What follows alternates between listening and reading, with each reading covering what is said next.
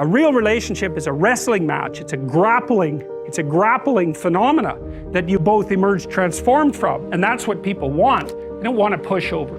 Not unless there's something wrong with them. Conflict avoided is conflict delayed and magnified. And so it was a cross-temperamental learning process for me.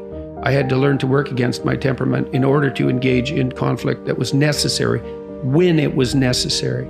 You want someone, I think, in a relationship that you can spar with. And it's partly because you have hard problems to solve. And if the person that you're with isn't willing to put forward their opinion, then you only have half the cognitive power that you would otherwise have.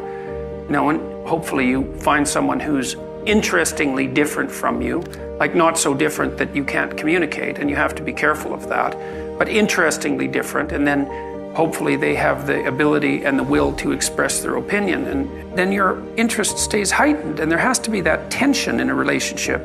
People think, well, I want to get along perfectly with my partner. It's like, no, you probably don't.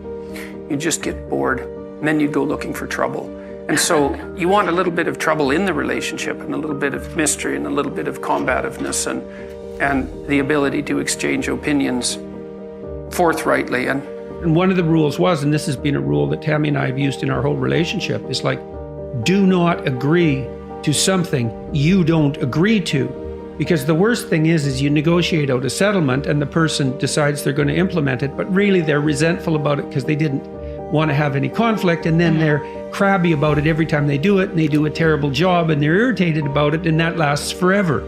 If you can't run away, then you can solve your problems. Because it might be, okay, well, I'm stuck with you. So how about we fix things? Because the alternative is we're going to be in a boxing match for the next 40 years. That's the alternative. So, and you think you're going to fix problems without something like that hanging over your head? There isn't a chance. You'll just avoid them because that's what people do. I do believe that spark that's outside of voluntary control is a necessary precondition for a long-lasting relationship. I do believe, though, that if it's there, you still have to work very hard to maintain it. What do you want from a partner fundamentally? What do you want and need? You're blessed with the fact that you find each other attractive, and I think it's very difficult for the relationship to begin or proceed or sustain itself without that. Well, you want someone that you can trust, you want someone that you can build a view of the future with, and you want someone that you can negotiate with. And that's very hard to negotiate with people because they have to tell you what they think, they have to know what they want or figure it out, they have to tell you what they want, they have to be satisfied when they get what they want, which is also a very difficult thing to manage.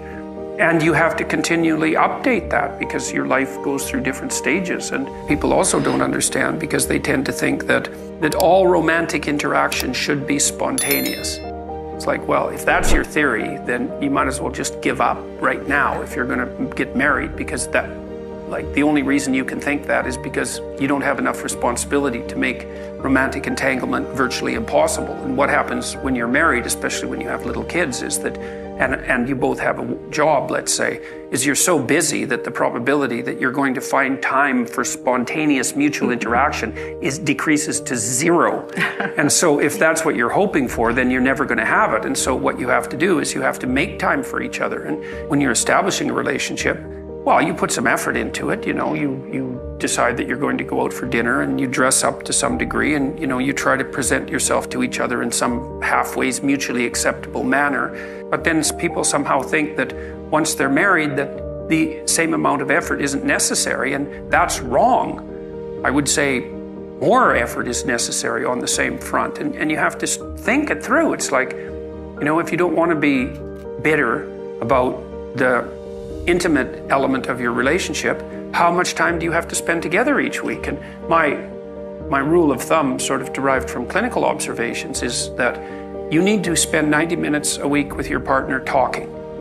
And that means you're telling each other about your life and staying in touch, so that you each know what the other is up to. And you're discussing what needs to be done to keep the household running smoothly, and you're laying out some mutually acceptable vision of how the next week or the next months are going to go together, right? So that keeps your narratives locked together like like the strands in a rope. You need that for 90 minutes or you drift apart. And you need to spend intimate time together at least once a week, and probably more like twice. And that has to be negotiated. And if you don't negotiate it, and if you don't make it a priority, then it won't happen in all likelihood. And then, well, then you don't have it. And that's a catastrophe, because there's not that many things in life that are, intrinsically, what would you say, engaging and meaningful and pleasurable and also bonding, all of that. And if you let that go, then, well, part of you dies and part of the relationship dies. And if I offered everything I could to a partner, who would I be? You work on that. Ask that question. Just ask. Just ask yourself, okay, what do they want? Clean. That's not a bad start. Reasonably good physical shape. So healthy, productive, generous, honest. The harder you work on offering other people what they need and want, the more people will line up to play with you. And so it's the wrong question. It's like, how can I be the best partner possible? And then you think, well, if I do that, people will just take advantage of me. And that's the non-naive objection, right? Because the naive person's think, well, I'll be good and everyone will treat me right. It's like the cynic says, no, I'll be good and someone will take me out. And then you think, well, what do you do about that objection? And the answer is, well, you factor that in. And that's why you're supposed to be, what is it? As soft as a dove and as wise as a serpent. It's like, I know you're full of snakes. I know it. Maybe I know it more than you do. But we'll play anyways.